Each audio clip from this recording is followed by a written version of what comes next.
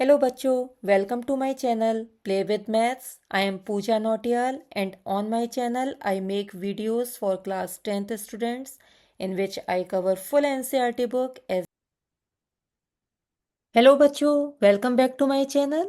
I am Pooja and today we are continuing our class 10th standard sample question paper.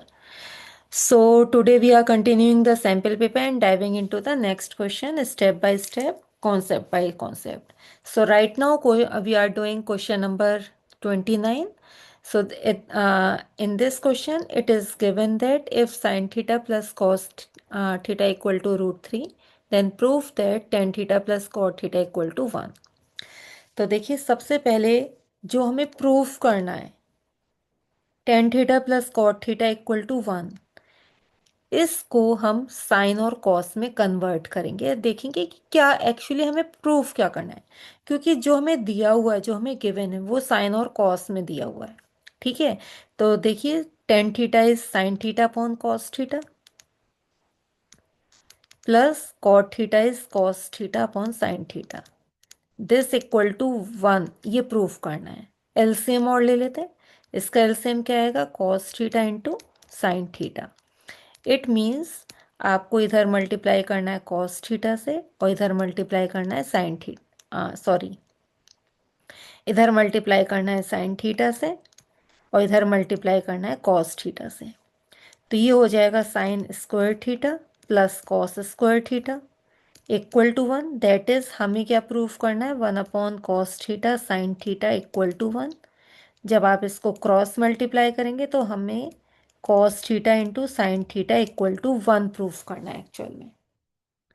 ठीक है, या तो ये प्रूफ कर सकते हैं या फिर ये, कुछ भी। तो चलिए प्रूफ करते हैं। तो अभी हमें दिया हुआ है sine theta plus cos theta equal to root 3। ठीक है, हम क्या करेंगे? दोनों साइड स्क्वायरिंग करेंगे। तो स्क्वायरिंग बोथ साइड्स, देखिए हमारे पास क्या आ जाएगा? Sine theta plus cos theta का whole square equal to root 3 का होल स्क्वायर।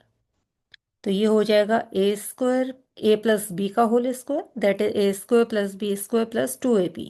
तो sine square theta plus cos square theta plus 2 sine theta cos theta equal to root 3 का स्क्वायर इज 3। तो ये हो जाएगा 1, क्योंकि इसमें आइडेंटिटी लग जाएगी। 1 plus sine theta cos theta equal to 3। 1 को आप राइट में लेके जाएंगे तो 2 sine theta cos theta equal to 3 minus 1, that is 2 आ जाएगा। 2 से 2 कैंसिल हो जाएगा, तो यहाँ पे sine theta into cos theta equal to 1 आ गया। और यही हमें प्रूफ करना था, हेंस प्रूफ्ड। देखिए यही प्रूफ करना था हमें। ठीक है, या तो आप ये लिख दीजिए या फिर इसके बाद एक ये स्टेप लिख दीजिए, बात एक है। ठीक है, तो ये हम प्रूफ कर चुके हैं। तो जब भी आपको जो गिवन है, अगर ट्रिग्नोमेट्रिक चैप्टर में, ट्रिग्नोमेट्री के चैप्टर में साइन और कॉस में गिवन है और प्रूफ करना है टेन और कॉट जैसी चीज़ों में, या कोसेक कॉट या फिर सेक में, तो आप उसको कन्वर्ट करेंगे सबसे पहले साइन थीटा और कॉस थीटा में। ठीक है, चलिए नेक्स्ट क्वेश्चन करते हैं। क्वेश्चन नंबर 29 का ही और ऑप्शनल क्वेश्चन। ठीक है, तो इसमें आपको प्रूफ करना है cos A minus sine A plus 1 upon cos A plus sine A minus 1 equal to cosec A plus cot A. तो देखिए सबसे पहले अभी जब भी न्यूमरेटर और डिनोमिनेटर में थ्री थ्री टर्म्स हैं, देखिए ये first term, second term, third term, तो कुछ अगर ऐसे क्वेश्चन होते हैं तो आप इसका प्रूफ वाला पार्ट देखिए क्या लाना है, कोसेक और कॉट में लाना है। ठीक है, तो हम कोसेक होता क्या है? 1 अपॉन साइन है। और कॉट क्या होता है? कॉस ए अपॉन साइन है। तो कॉस को हम कैसे चेंज करेंगे कॉट में?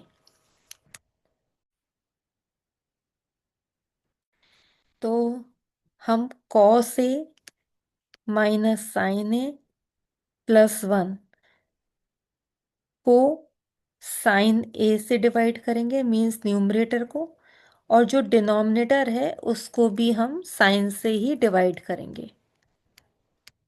ठीक है, ये हम LHS लेके चल रहे हैं। तो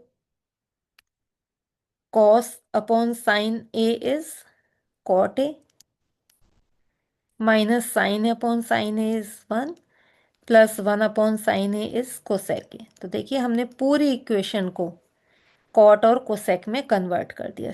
सिमिलरली इधर लिखेंगे तो cot A plus 1 minus cosec A. ठीक है, अब हमें आइडेंटिटी पता है। कौन सी identity? That 1 plus cot square A is cosec square A. तो हम क्या करेंगे, 1 की वैल्यू निकालेंगे इधर से, cosec square A minus cot square A. तो इधर 1 में सिर्फ न्यूमरेटर में, ये याद रखिएगा, हम 1 की जगह cosec square A minus cot square A लिखेंगे। तो cot A plus cosec A को एक साथ लिख लेते हैं, माइनस 1 की जगह cosec square A minus cot square A, whole upon cot A plus 1 minus cosec A. ठीक है, अब यहाँ पे A square minus B square की आइडेंटिटी लगाएंगे। ठीक है, चलिए नेक्स्ट पेज पे करते हैं। तो हमारे पास आ गया cot A plus cosec A minus cosec A plus cosec and cosec A minus cot A, whole upon cot A plus 1 minus cosec A. देखते हैं यही है, हाँ ठीक है। ठीक है, अब आप चेक करिए, फर्स्ट और सेकंड टर्म में से हम ये और ये कॉमन ले सकते हैं। ठीक है, तो हमारे पास कॉमन आ जाएगा cot A plus cosec A, दोनों फर्स्ट और सेकंड टर्म में से बचेगा क्या, 1 माइनस ये माइनस और ये वाला part cosec A plus cot A, क्योंकि जब हम माइनस से मल्टीप्लाई करेंगे अंदर तो माइनस माइनस कैंसिल आउट हो जाएगा। तो आ जाएगा cot A plus 1 minus cosec A. अब आप चेक करिए, ये वाला पार्ट पूरा इससे कट हो गया एंड हमारे पास आ गया cot A plus cosec A, that is the RHS। यही हमें प्रूफ करना था, hence proved. Okay,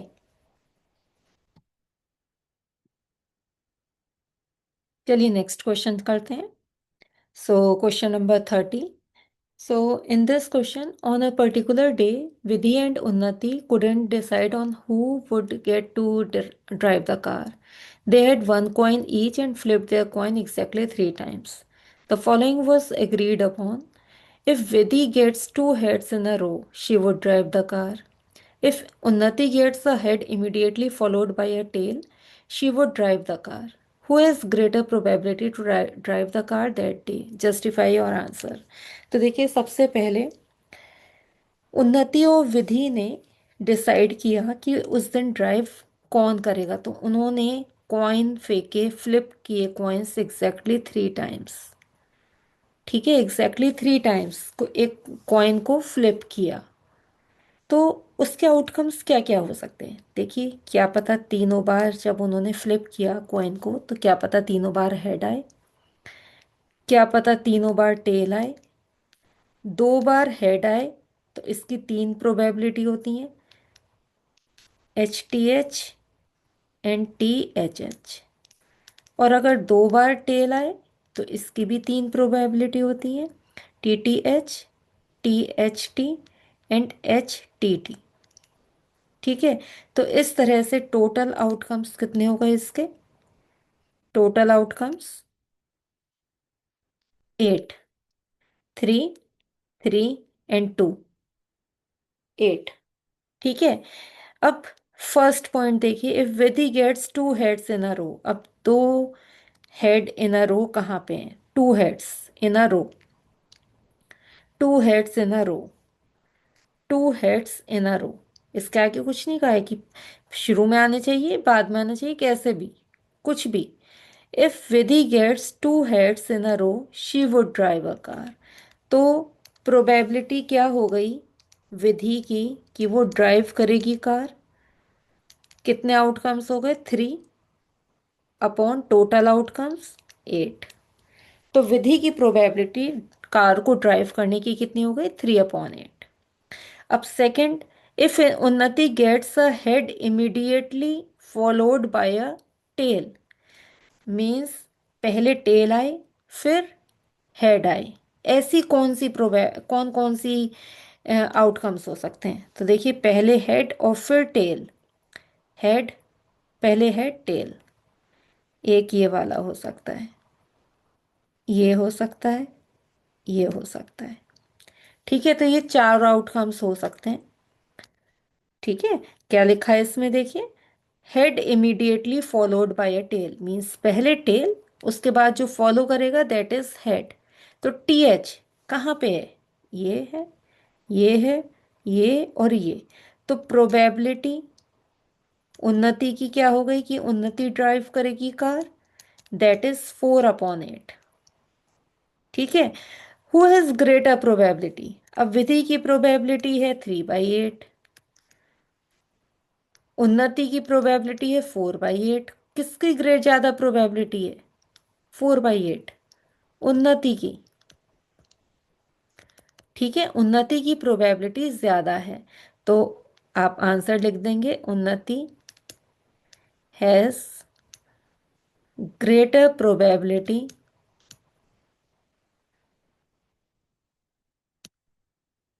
to drive the car. Okay, चलिए नेक्स्ट क्वेश्चन करते हैं। Question number 31, A part. The monthly income of Aryan and Baban are in the ratio 3:4, and their monthly expenditures are in the ratio 5:7. If each saves 15,000 rupees per month, find their monthly incomes. तो सबसे पहले late करते हैं income क्या है। Let the income of Aryan is 3x, 3:4 है ना, तो 3x। And let the income of Babban be 4x। ठीक है, अब एक्सपेंडिचर भी लेट करते हैं। लेट द मंथली एक्सपेंडिचर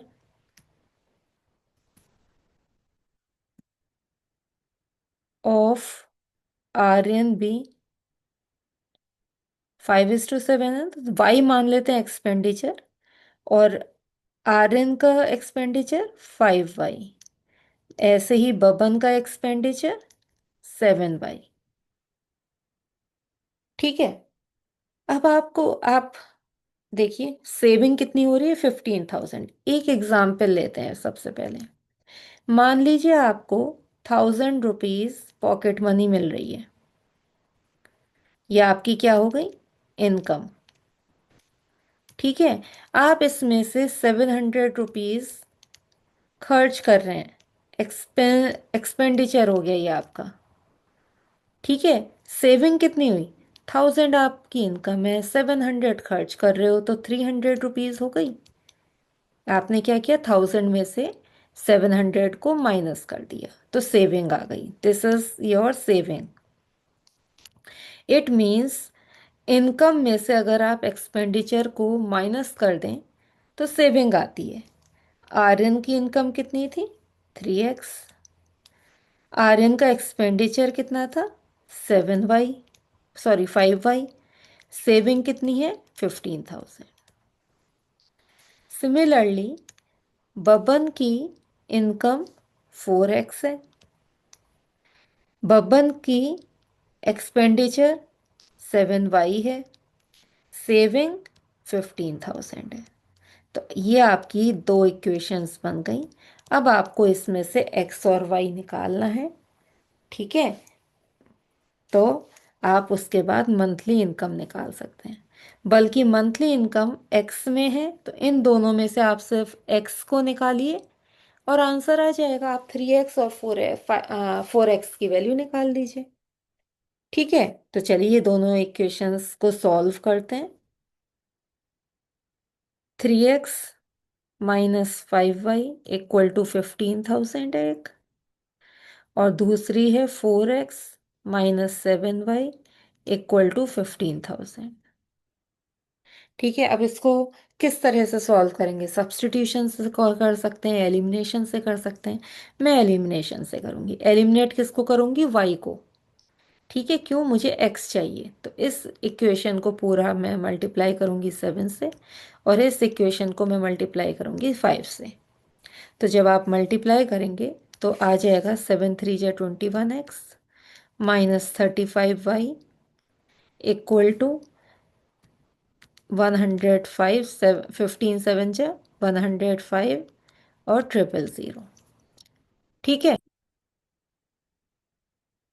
अब 5 4 × 20x -35y इक्वल टू 15 5 × 75,000। अब दोनों को सब्ट्रैक्ट करेंगे। जब आप सब्ट्रैक्ट करते हैं तो सेकंड इक्वेशन के सारे साइंस चेंज कर देंगे, तो ये दोनों आपस में कट हो जाएंगे। 21 - 20 इज 1x इक्वल टू 105 में से जब आप 75 माइनस करेंगे तो 30 आएगा, और आगे 3 0। तो ये आ गई हमारे पास x की वैल्यू। ठीक है, ये आई x की वैल्यू। अब आर्यन की इनकम, आर्यन की इनकम कितनी है? 3x थी, तो कितनी हो गई? 3 × 30,000 मीन्स 90,000 रुपीज। ये आयरन की इनकम हो गई। बब्बन की इनकम 4x थी, तो 4 × 30, 4 3 × 12, 120 एंड 000, तो 1,20,000 रुपीज। तो ये इनकम हो गई आर्यन और बब्बन की। ठीक है, चलिए नेक्स्ट क्वेश्चन करते हैं। इसका बी पार्ट। ठीक है, solve the following system of equations graphically. आपको दो इक्वेशंस दी हुई हैं, इनको आपको ग्राफिकली सॉल्व करना है। And also find the area of the triangle so form by two lines and x axis. तो देखिए, सबसे पहले हम इसका एक ग्राफ फॉर्म करेंगे। तो सबसे पहले इक्वेशन 2x + y = 6 लेते हैं। तो इसके पॉइंट्स निकालते हैं कि हमें ग्राफ पे कौन कौन से पॉइंट्स बनाने हैं। तो सबसे पहले अगर आप y को 0 लेंगे तो x की वैल्यू कितनी आ गई? देखिए, 2x + y है, तो 0 = 6, तो x की वैल्यू 3 आ गई। ऐसे ही जब आप इस इक्वेशन में x को 0 लेंगे तो y की वैल्यू डायरेक्ट 6 आ गई। ठीक है, अब अगर आप x की वैल्यू 2 लेते हैं तो 2 2 × 4 + y = 6, तो यहाँ से y की वैल्यू कितनी आ गई? 2, तो 2 पे 2। सिमिलरली ऐसे ही आप सेकंड इक्वेशन करेंगे, तो इक्वल टू 2 कर देती हूँ मैं, 2 को इधर ले गई मैं। ठीक है, इसके भी हम कोऑर्डिनेट्स निकालेंगे x एंड y। अगर y को 0 रख रहे हैं तो x की वैल्यू 1 आ गई। ठीक है, कैसे? 2x = 2, तो यहाँ से x की वैल्यू 1। अब x को अगर 0 रखा तो y की वैल्यू आ गई -2। देखो, x को 0 रखा, -y = 2, तो y की वैल्यू -2। ठीक है, अब मान लीजिए मैं y को 2 रख रही हूँ। ठीक है, यहाँ पे अगर y को 2 रख रही हूँ तो 2x - 2 = 2, तो 2x = 4 आ गया, और x = 2, तो 2 पे 2। तो हमारे पास पॉइंट ऑफ इंटरसेक्शन तो आ गया। ये रहा दोनों इक्वेशन में, ये है। और अगर नहीं भी आता तो हम हमारे पास ग्राफ पे आ जाता। ठीक है, ये दोनों लाइंस किसी पॉइंट पे इंटरसेक्ट करती, और वो इंटरसेक्शन पॉइंट 2, 2 ही होता।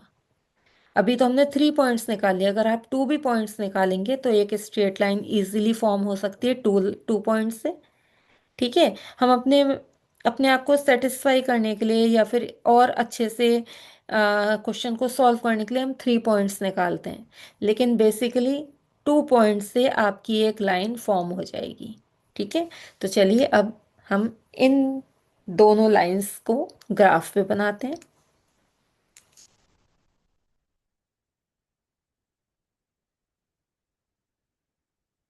This is positive x axis, negative x-axis x dash, this is y positive and this is y negative y dash।